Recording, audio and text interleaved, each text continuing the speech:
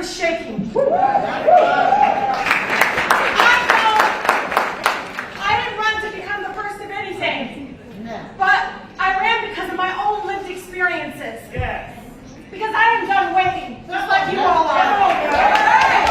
I'm done waiting for the bold change that we need. And I know, I think, and I believe that our Madam Vice President feels the same way. It's our own lived experiences being a child of immigrants, being women of color in positions where we can bring those voices in a room that never ever experienced it before. Y'all, we're in the building. We're in the building where folks were banging on the doors and windows to stop our votes. We had it. We stood up and we said, not now, not ever, will you ever take away our right to vote. And this is the same building that we put shots in arms of people that never thought they could get free health care. We did it with free vaccinations.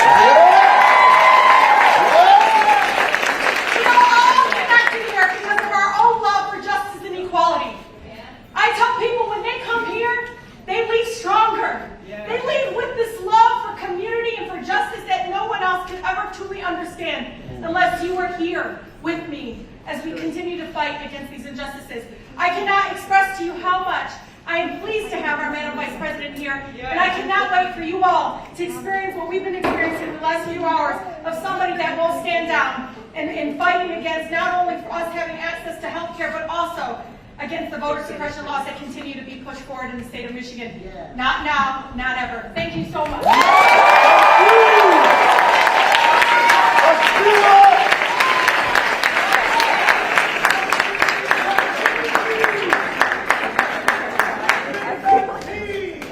Please welcome Congresswoman Brenda Lawrence.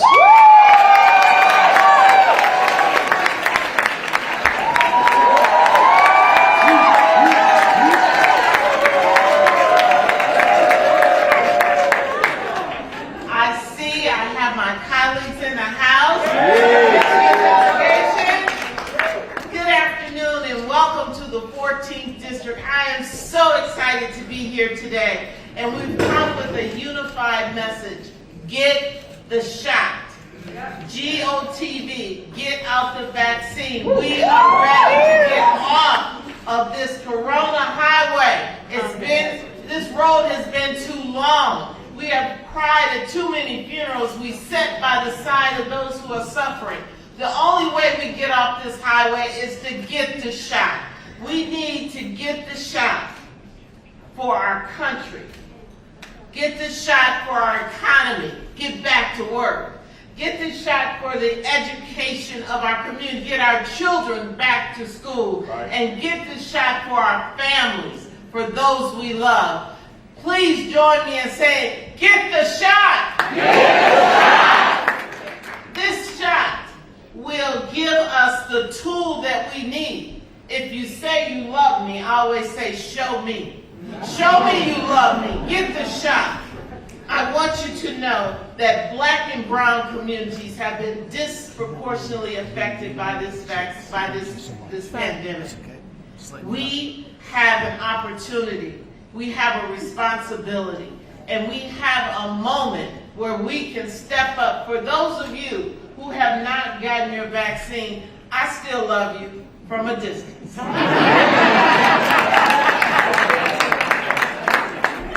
We can prevent loss and heartbreak right here in Southeast Michigan.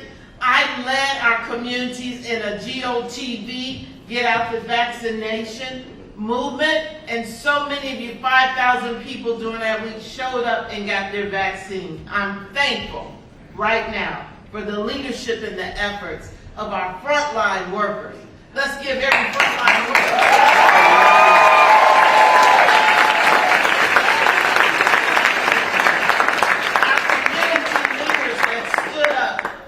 Congressional delegation here, our pastors, our churches. We had so many people, including under the leadership of one amazing person that we now call the President of the United States. This is Joe Biden, who led the charge, and we want to say thank you, Joe Biden. We need all hands on on deck because whether you admit it or not, we're all connected. When I walk into a public space, I'm connected to everyone that's in that room. We cannot do this alone. Get the shot. Get off the Corona highway. We can do this, Michigan. I want to say thank you, and let's get vaccinated.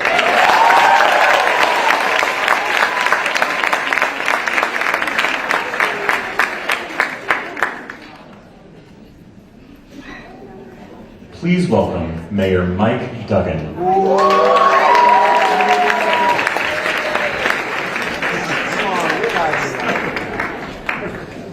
All right, who here's already got the shot?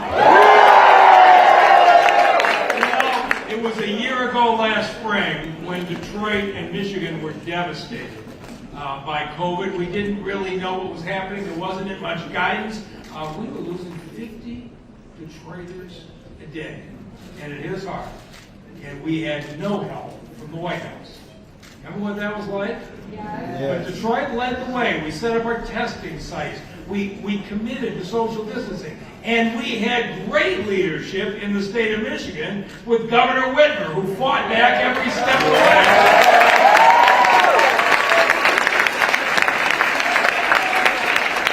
And then in January, a really good thing happened. We got a partner in the White House. And the vaccines started to flow. And right here in this building, we were vaccinating more than 5,000 people a day. The drive-through site at TCF was efficient as any place that you could have gotten, and we started to lead the way again. But we have to be honest. Right now, at least in Detroit, we've fallen behind. We've got less than 40% vaccination in this city. And people are like, well, I don't know anybody getting sick right now. But we know what's going to happen. We know what the seasonal flu cycle is like. In November, this Delta variant is going to hit this state hard. And here's the thing about leadership. Vice President Kamala Harris didn't wait until November when people are in the hospital to come down and talk to us. All right? Right now, in this city, in this state, you can walk in, you can drive in, you can get an appointment today, you can get an appointment tomorrow, you can protect yourself and your family, and you won't have to be the one who's in the hospital that causes all your friends to go and get the shot. This is what leadership is all about. Being here ahead of time, telling us what we need to do. And so please, we've waited a long time for this kind of support from the White House. So when she gets here, let's give Vice President Harris the welcome she deserves. Welcome to Detroit.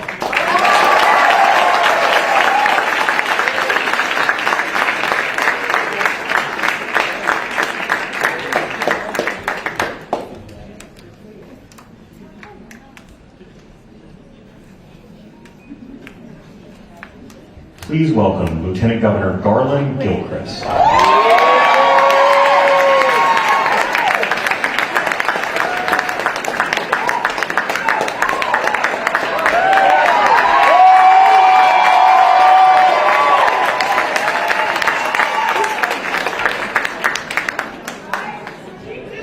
What up, though, Detroit?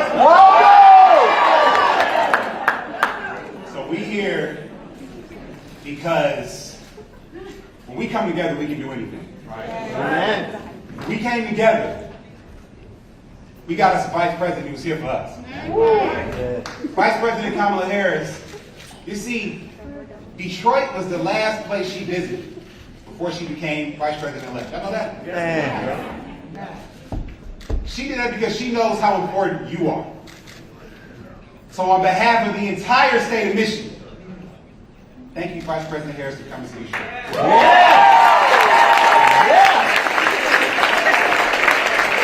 We have so many friends and family and leaders here today. I see our congressional delegation here represented. We got Governor Gretchen Whitmer, who's here in the back, ready to represent for the city of Detroit and the state of Michigan.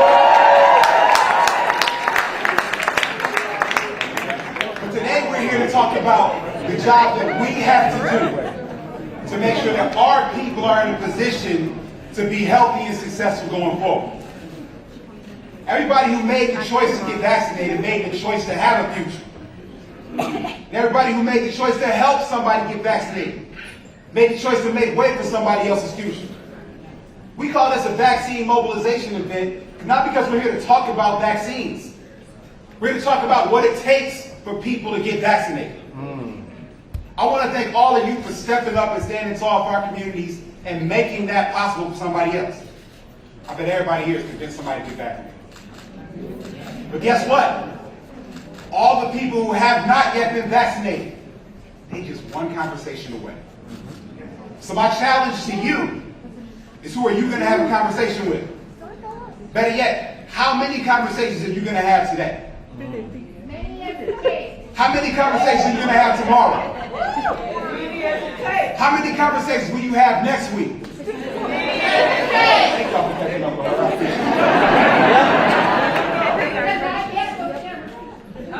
But so for everybody in here, you know you lost somebody in the pandemic. I lost 27 people to COVID-19. Okay, and these are real people, right? My AAU basketball coach, associate minister at my church, the oldest living relative on my father's side. We have to build upon those legacies. We have work to do to live up to those legacies. This pandemic is not the end of our story.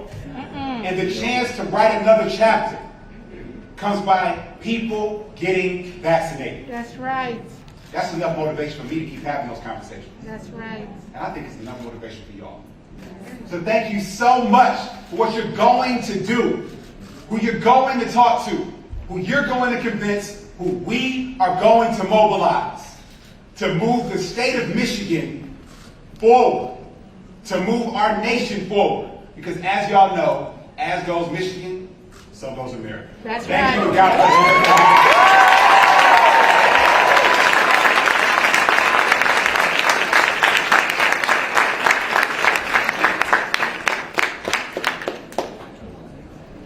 Please welcome the Detroit Youth Choir.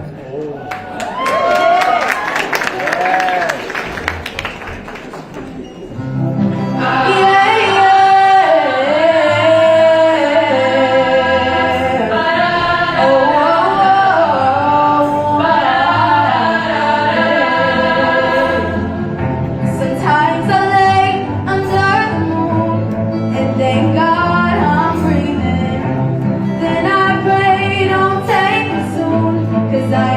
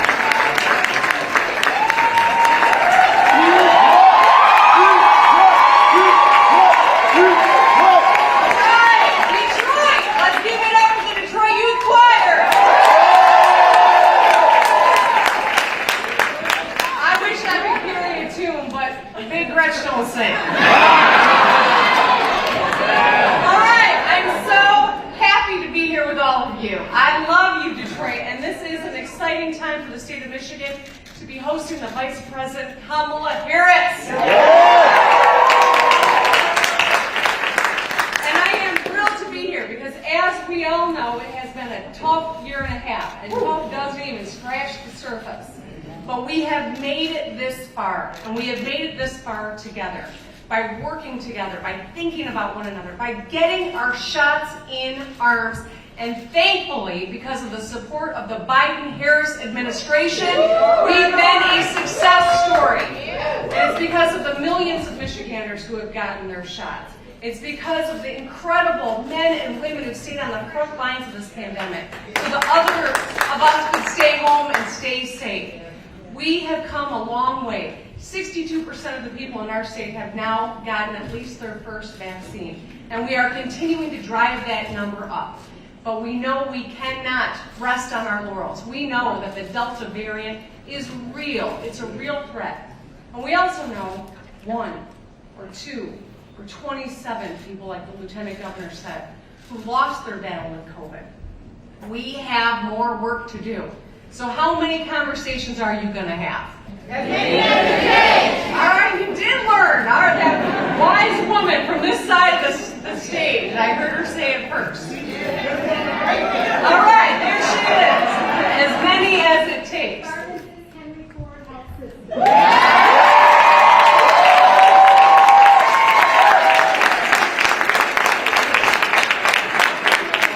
I'm not done with the speech, but we're participating today.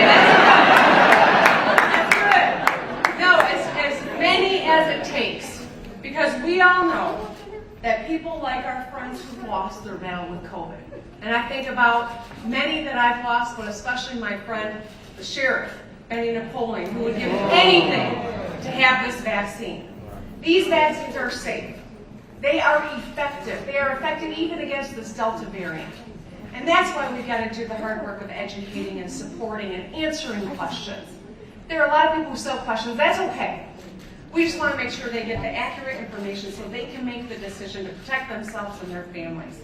We are all in this together, and we are thrilled that Vice President Harris came to Michigan today because she is doing an incredible job on all of our behalf. I know there are so many who are so proud to look up to this Vice President, me included and my daughters, and so many across the state. They are showing that if you lead with a good conscience, with a good plan, with the right priorities and kindness, you can make a big difference. And that's what the Biden-Harris administration has been doing. We've got work to do, but we are going to emerge from this pandemic. Mark my words. Michigan will emerge stronger than ever. Stronger for every one of us.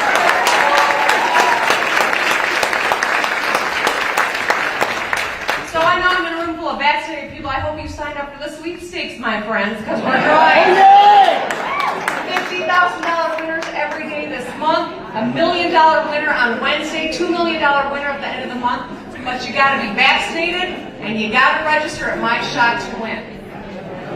And when you do that, we can continue this march forward and enjoy the pure Michigan summer we all crave. So, the best thing we got going for us, though, is partnership coming out of everywhere from the local government, and I'm looking at my friend Mayor Duggan, to our phenomenal congressional delegation at the federal level, to the Biden White House. We are in this together, and we are going to make sure that people stay safe and that we get back to life as normal, and that, not normal, better than normal. We are tough, we are tested, and we are hanging together. So, with the Biden-Harris administration, we've got leaders who have a plan, and they are executing that plan. They are saving lives every single day. And so with that, we owe them a huge debt of gratitude and support, and I hope when Vice President Harris comes out here, you're going to give her the Michigan welcome that she deserves, because she is doing a phenomenal job. I love you, Detroit. Thank you.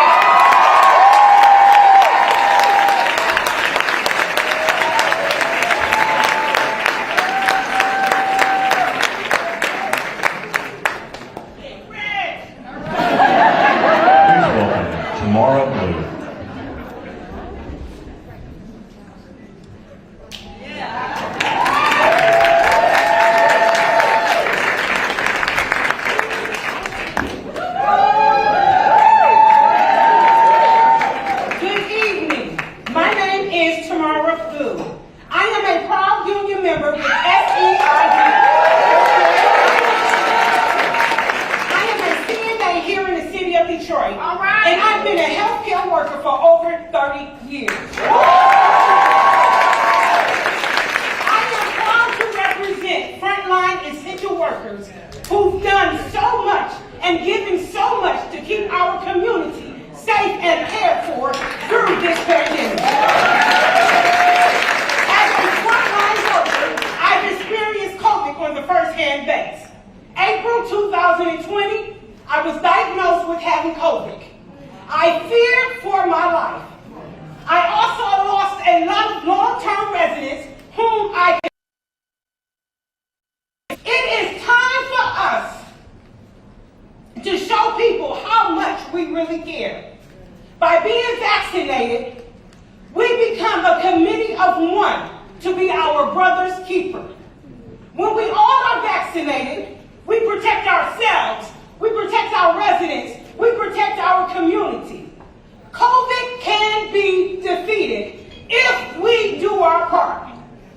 When we are fully vaccinated, it's a necessary step to giving power back to our community, back to our economy, back to our families and our loved ones. And as we emerge from this pandemic, we cannot, we shall not, and we will not go back to how things used to be.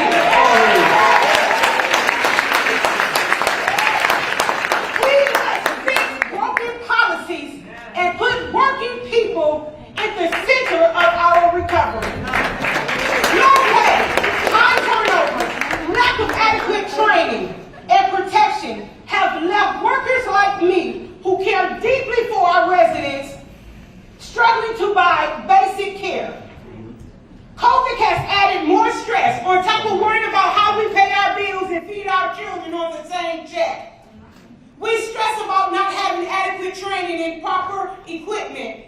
And we pray every day, this is a personal prayer, please God, don't let us take COVID back home to our families. We are proud of how we showed up for our residents. We're proud of how we showed up for our communities. And now it's time for our elected officials to show up for us. It is time for a major investment in our economy that returns these jobs that are undervalued and underpaid for far too long into good paying jobs. To make sure people who work them, mostly brown and black women, are treated with respect and dignity and paid fairly. And most of all, that our communities get the quality care that it deserves. Together, we can build a future where people can live with dignity and respect. I am honored to introduce someone, my Lord, who has been working hard.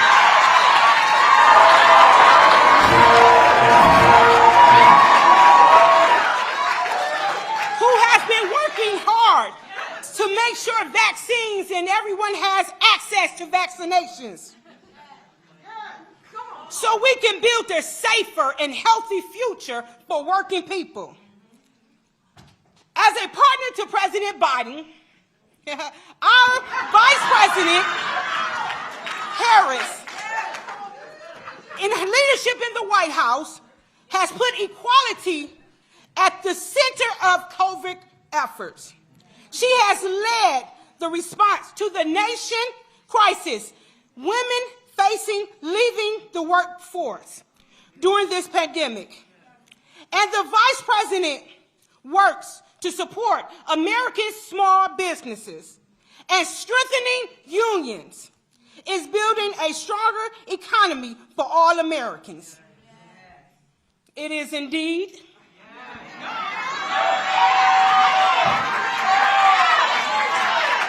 my privilege, it is indeed my honor to introduce a champion for working people. At this time, I present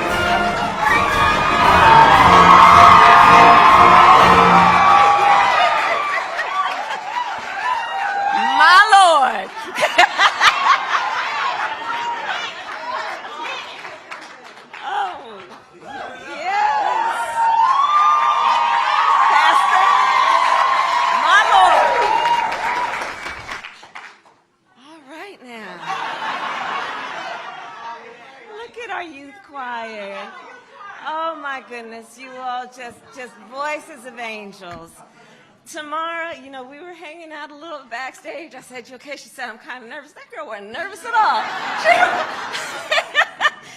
But my goodness, her story, and I hope you know about it, is a story of courage. It's a story of so many people. Tomorrow, I'm so honored that you introduced me, given all that you have been through and all you continue to do to hold up so many people. Just a story of courage mixed with conviction, mixed with grace. That's who she is. Can we hear it again for tomorrow, please?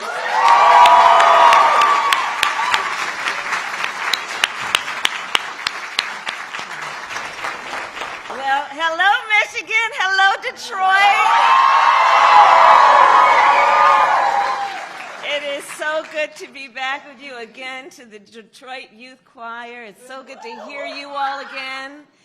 And I want to thank a friend, a leader certainly of Michigan's, but a national leader, Governor Gretchen Whitmer.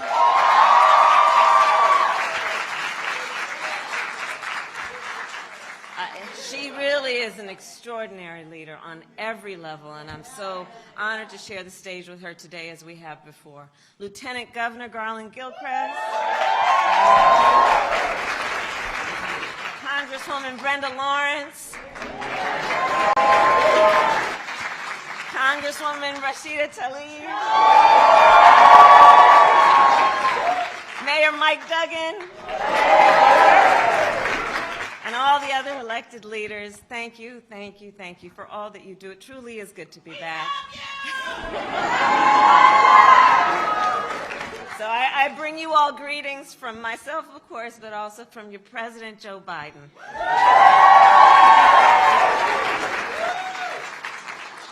So thank you all for showing up here today. Thank you. And thank you. We're here together. And for showing up for our communities, and showing up, in this case, for the city of Detroit. Detroit really is, and I've been here many times, so I say this with knowledge, Detroit really is the definition of resilience. It really is. Time and again, this city has been rebuilt. This city has been reborn. Time and again, this city has helped lead our nation through war, through recession, and most recently, through this pandemic. At the very start of the pandemic, companies in Detroit, from small batch manufacturers to big three automakers, converted their factories and produced protective gear and ventilators for our nation's hospitals. You did that not only for the folks locally, but nationally. As COVID-19 cases rose, it was Detroit's frontline workers who worked around the clock.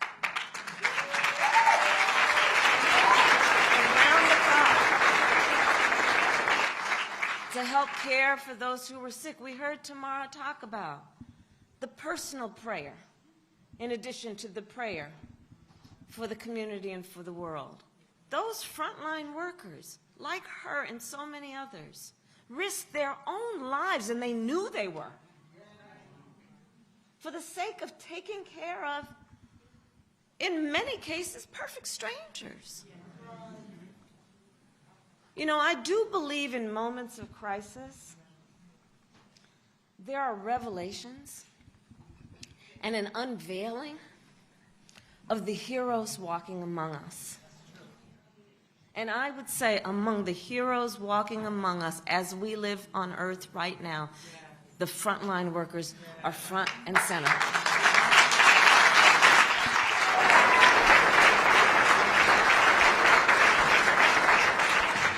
And here in Detroit, as families went hungry, Detroit's food markets worked in communities to help feed those in need.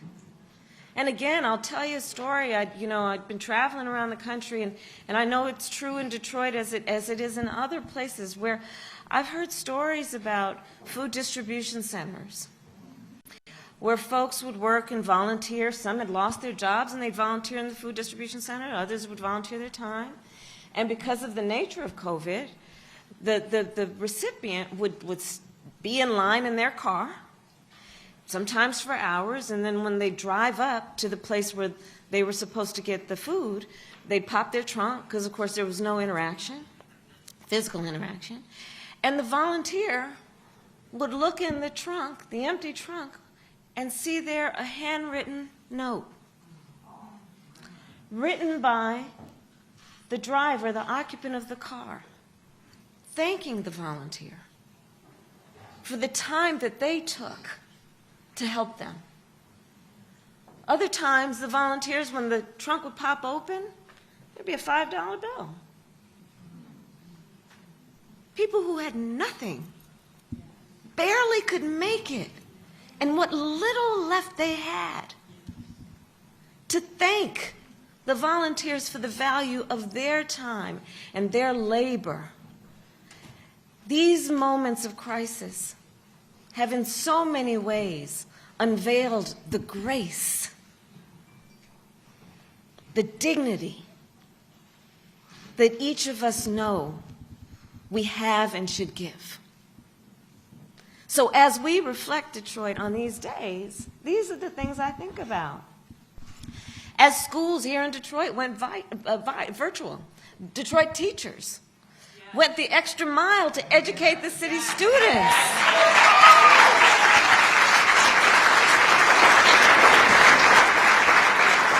Went the extra mile. And of course, we are gathered here at TCF. And during the pandemic, this center served many purposes. It was converted into a temporary care facility. Before, it was converted into a vaccination site. We are joined today by healthcare workers who administered vaccines here and across the city.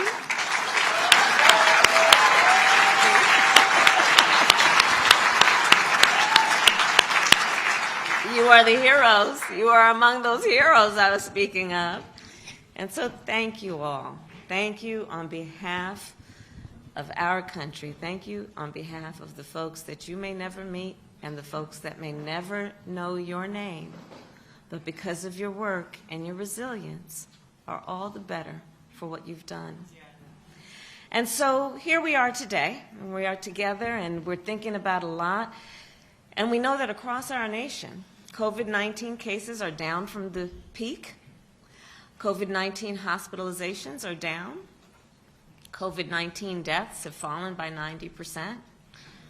The vaccine gave us the upper hand against this virus, and nearly 160 million Americans are now fully vaccinated. More than 4.75 million here in Michigan. This is incredible progress, and we need to build on that progress, and we need to build on that progress now. Because there are still a whole lot of folks who are not yet vaccinated, and that is certainly true here in Detroit. So I'm here to say thank you, congratulations, and we have more work to do.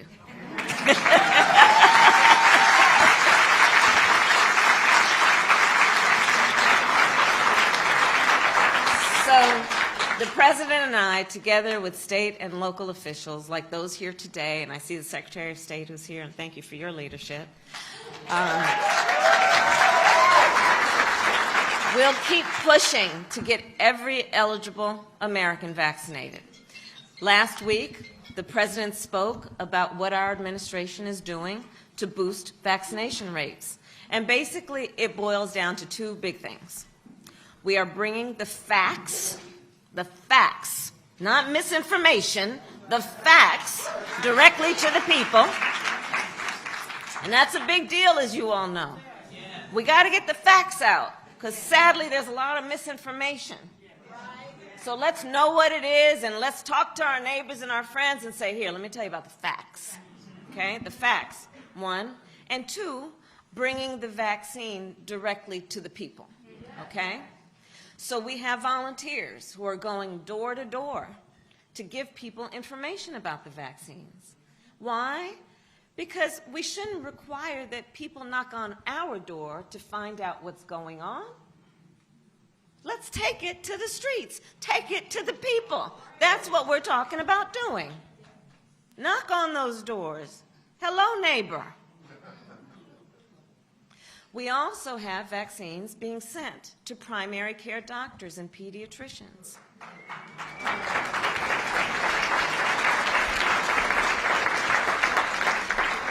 Pediatricians who so often will treat the child, and then as they're treating the child, look over at the mother or the father and say, well, how are you doing? Right? And we are setting up clinics in workplaces and sending mobile clinics into communities. We are leaving no stone unturned because we know getting vaccinated, here's the thing, getting vaccinated is the single best defense against COVID-19 and its variants. It's the single best defense. And folks, this Delta variant is no joke. Detroit, this Delta variant, it spreads faster, and it is in many cases reported to be much more serious in terms of its impact. And the vaccine will protect you from it. And here's how I know. Virtually every person who is in the hospital sick with COVID-19 right now is unvaccinated. I'm going to repeat that. Virtually, it's a fact. Pay attention. Virtually every person who is in the hospital right now, sick with COVID-19, is unvaccinated. And even more, regrettably, virtually every person who has recently died from COVID-19 was unvaccinated. The loss, the tragedy of that loss, literally every person who has died from COVID-19 that we have recently been seeing was unvaccinated. You know, you hear doctors now talking about when they're treating someone in the hospital these days for COVID-19, and then they ask, well, have you been vaccinated? The kind of response they're getting, sometimes it's nonverbal, but it's kind of people looking down and saying, no, I haven't been vaccinated. So let's do this in a way that we don't judge anybody. We're not looking down on anybody, but we do want to give them the information because nobody should have to live with any kind of sense or feeling of regret when there's so much that's available to help them. You know, I got my second shot back in January, and I'm so glad I did. And of course, you know, I thought, oh, I can handle anything. But that next day, I was a little off for a couple, you know, I was just not feeling so well that next day. But that was it. And then back to normal, right? So yes, okay, that's part of it. But it's just, you know, a few hours, and it can save your life. It can save your life. In the words of your own Miguel Cabrera, he said that the shots are nowhere near as bad as the virus. Fact.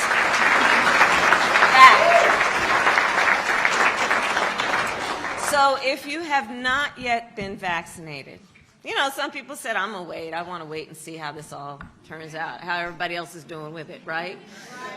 So I'm going to give it 6 months. It's July.